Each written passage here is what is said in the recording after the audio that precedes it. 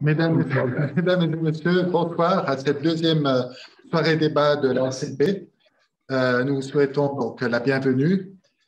Avant de commencer la soirée, j'aimerais pour les personnes qui sont sur Zoom, comme toujours, vous rappeler d'une part que cette soirée sera enregistrée. Donc, si vous ne souhaitez pas être dans l'enregistrement, merci de déclencher la caméra. Deuxième chose, pour tous ceux qui le souhaitent, vous faites une demande, une attestation, pour une attestation, vous l'aurez d'ici une semaine au maximum, vous aurez l'attestation comme les autres fois. Et c'est tout. Je vais passer d'abord la main à mon collègue Elie qui va nous présenter le conférencier et la conférence. Et bonne soirée. Bonsoir. Vous en ligne et vous êtes en présentiel dans la salle. Notre orateur ce soir, c'est M. Michael Maître. Après avoir suivi une formation en ingénierie civile à l'EPFL, diplômé en 2001, il y est resté pendant 2 ans comme assistant au professeur Bruviller, où M. Maître était responsable de la maintenance des ouvrages. Ensuite, il a passé 4 ans dans le bureau d'ingénieur et ingénierie. Cette expérience l'a conduit à l'île de la Réunion et en Guinée équatoriale. En revenant en Suisse, il a rejoint les chemins de fer fédéraux en tant qu'ingénieur. Et là, il a conduit plusieurs projets depuis 2009, surtout autour de la gare de Renan. Ce soir, M. Maître va nous parler d'un de ces projets nommé le Saut de Mouton, qui est un sous-projet du programme plus grand qui s'appelle Léman 2030. Je pense qu'il va aussi nous toucher quelques mots sur Léman 2030. Pour ce qu'il en est du projet Saut de Mouton, il va nous parler des spécificités de ce projet, du contexte, ainsi que les rouages de la planification du projet, et un retour d'expérience un peu plus général de ce projet Saut de Mouton avec toutes ses multiples complexités. Est-ce que c'est bon? Je vous laisse la parole. Oui, ça va très bien. Merci, M. Dauphren. Voilà, merci à la SMP de me donner l'occasion de vous présenter un projet que j'ai vu naître il y a 12 ans maintenant et dont j'ai eu le privilège d'accompagner le développement de ce magnifique projet jusqu'à sa phase de réalisation qui aujourd'hui est quasiment à sa fin. Ce projet, c'est le Saut de Mouton. C'est un terme générique. Il s'agit réellement d'un terme qui est approprié aux viaducs, aux ouvrages de croisement de flux de même catégorie. En l'occurrence, ici, c'est un pont ferroviaire, un viaduc ferroviaire qui permettra le croisement dénivelé de lignes ferroviaires dans le futur. Le futur, il est tout proche. Cet ouvrage, il sera pleinement exploité d'ici mi-juillet de cette année. Pas pleinement exploité, il sera remis à l'exploitation et puis il sera pleinement exploité au niveau commercial au changement d'horaire en fin d'année. Voilà. Donc je pense que parmi vous, certains ont déjà eu l'occasion de prendre le train entre Lausanne et Renan et puis peut-être de décrocher les yeux du smartphone et puis de regarder par la fenêtre et probablement entreapercevoir cet ouvrage. Aujourd'hui, on circule notamment à l'intérieur de la galerie que vous voyez là, c'est le tronçon de croisement sous cet ouvrage. La présentation qui suit vous présentera pourquoi planifier et construire dans un contexte ferroviaire est quelque peu particulier. On dit également, on utilise aussi allègrement le terme complexe. Et puis, comme l'a dit M. Dauphren, je vais également vous présenter quelques spécificités liées à l'ouvrage, les défis rencontrés et relevés jusqu'à présent. Voilà. Donc, comment ça marche? Voilà. Le contexte, tout d'abord. Alors, vous le voyez ici, cet ouvrage en construction. Il se trouve à quelques encablures de la gare de Renan, entre la gare de Renan et la halte de Prix-Malais qui se trouve un peu plus loin dans l'angle droit de votre écran. Et vous le voyez ici, réalisé dans son contexte mi-urbanisé, mi-industriel de l'Ouest lausannois. Mais en réalité, il s'inscrit dans un contexte beaucoup plus large que je vais développer maintenant. Ce contexte beaucoup plus large, il s'articule autour de quelques chiffres prévisionnels qui sont révélateurs de la bonne santé de la Suisse romande aujourd'hui et qui ne cessera de croître selon les prévisions dans les 10 prochaines années. On parle notamment d'une croissance démographique de plus de 20% attendue d'ici 2030. C'est d'ailleurs plus important que ce que rencontrera, selon les prévisions, évidemment, la région zurichoise et une croissance économique qui va de pair également. Alors évidemment, ces chiffres font abstraction des 2 dernières années qui ont été un peu ternies ou nuancées par la pandémie qui nous a accompagnés ces 2 dernières années.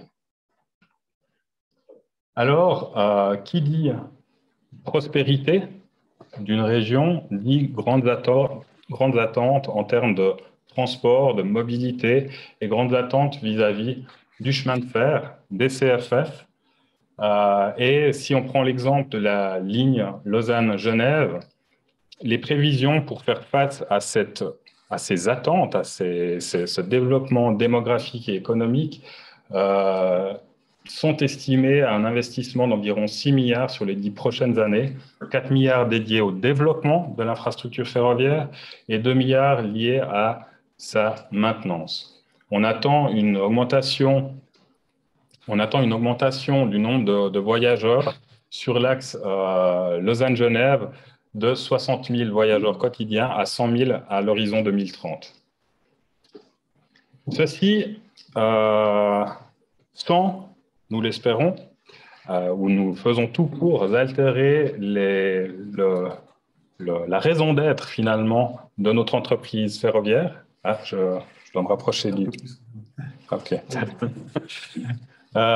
Qui est évidemment pour nos clients d'arriver à l'heure en gare et de partir à l'heure, donc la ponctualité. Et de ne pas, donc, en conséquence, de ne pas altérer les 670 trains par jour qui circulent actuellement entre Lausanne et Genève par l'investissement de ces gros travaux qu'il y aura lieu de réaliser. L'axe Lausanne-Genève, nous l'avons... Enfin, l'histoire récente nous l'a rappelé, c'est un axe en tiroir, c'est-à-dire qu'on n'a pas de possibilité de substitution, de déviation de train en cas d'interruption forcée de la ligne ferroviaire entre Lausanne et Genève, ce qui complexifie encore quelque peu la stratégie d'investissement et de développement des projets sur cet arc lémanique. Évidemment, qui dit grand projet dit un nombre important de riverains impactés par nos travaux.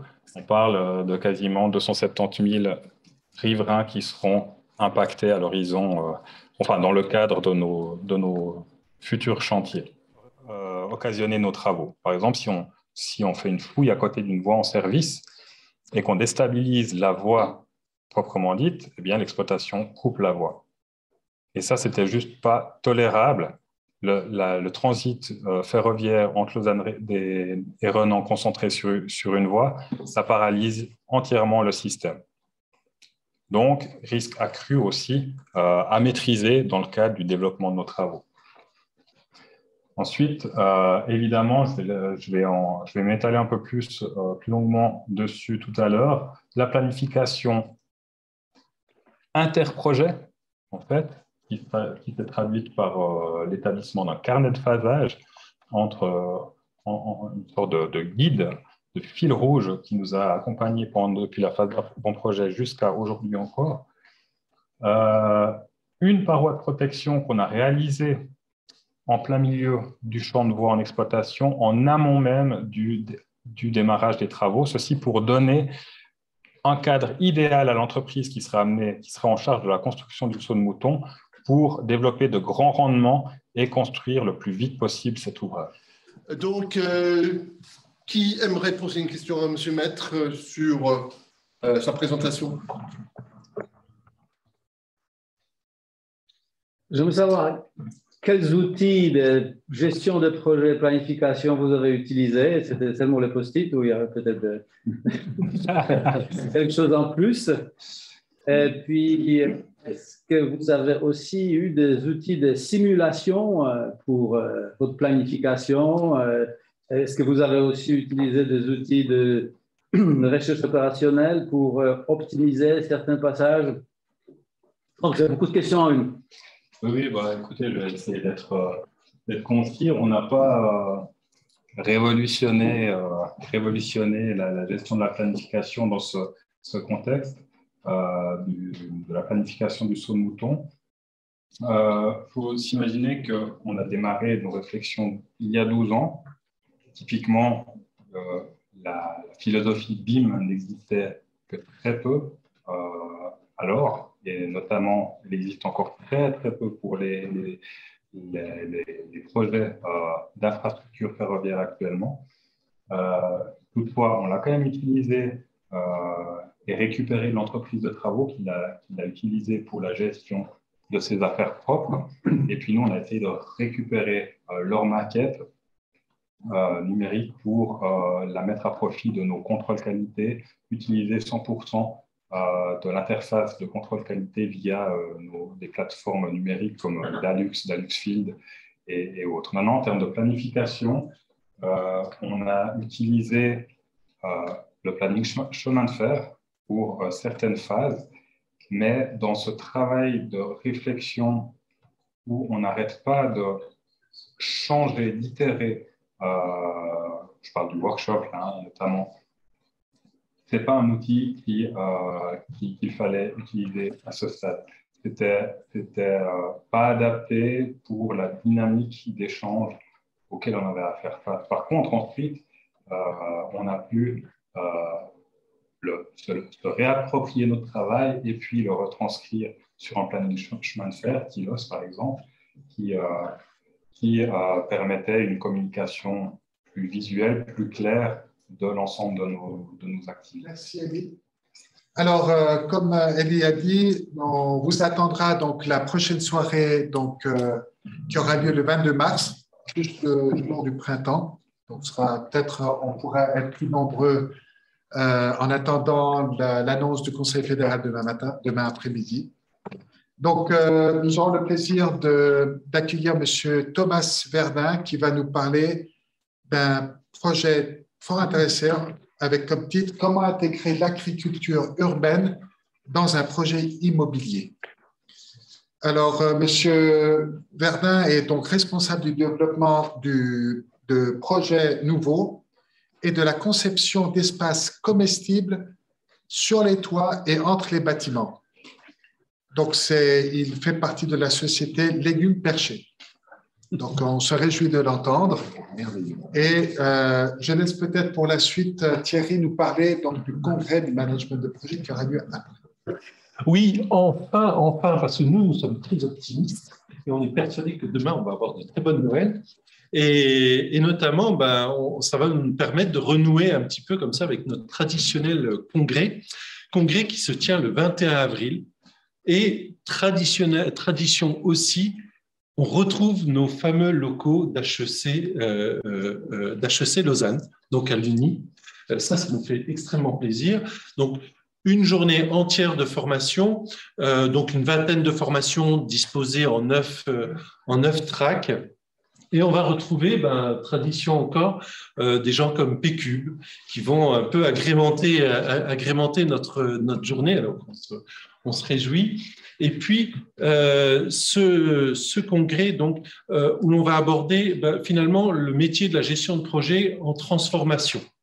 D'accord. Alors, bien sûr, on va voir des choses je vous ai parlé de tradition, mais quand on parle de transformation, on va vraiment voir à la fois comment des choses aussi traditionnelles que les certifications, les métiers connexes, ou je prends mes notes tellement il y a de sujets où les soft skills d'équipe vont être complétés par un peu tout ce qui se passe au niveau international, que ce soit auprès d'IPMA, auprès de PMI, auprès d'ISO, sur l'ouverture du métier de chef de projet, eh bien, d'une part à la stratégie, d'autre part à la gestion de la connaissance, à la gestion du changement. On va parler aussi d'agilité, mais plus d'agilité dans les projets, d'agilité organisationnelle. Enfin bref, un ensemble de sujets qui vont aussi s'ouvrir bien sur ces métiers de la business analyse, par exemple, qui sont des métiers connexes à la gestion de projet. Donc voilà un peu le programme que l'on a prévu, qu'on vous a concocté pour le 21 avril. Alors,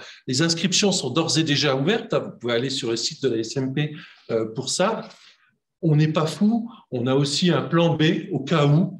Hein, et ce qui fait que si vraiment on devait changer de formule et passer en formule à distance, eh bien, vous auriez la possibilité soit d'annuler, soit de transformer à moindre coût votre inscription. Donc, vous pouvez vous inscrire sans risque. Deux questions. Les inscriptions Early Bird, il y a quelque chose de genre? Oh, mais oui, évidemment. Alors, à l'attention des membres de la SMP, on a des tarifs spéciaux.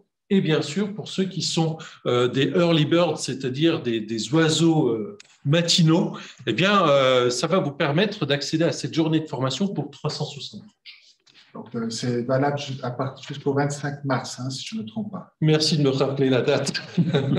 Je suis à très early birds. Et puis, il y a combien de formations? Alors, je vous parle donc de 9 tracks en parallèle qui vous permettent comme ça d'aller de l'une à l'autre si vous en avez l'intention. Et ça nous fait une vingtaine de formations totales. Merci beaucoup. Alors, j'espère, en tout cas, nous espérons vous revoir durant ces congrès. À l'époque, elle durait sur 2 jours. Maintenant, on reprend après quelques années sur une journée. Et selon l'évolution de la situation, on espère être plus nombreux et pouvoir vous donner beaucoup plus de formations, comme il y a quelques années déjà. Je me rappelle, c'est quoi, il y a 5-6 ans où le congrès du management s'est arrêté. Maintenant, on reprend et on se réjouit de vous voir. Merci beaucoup et à bientôt, j'espère, et bonne soirée.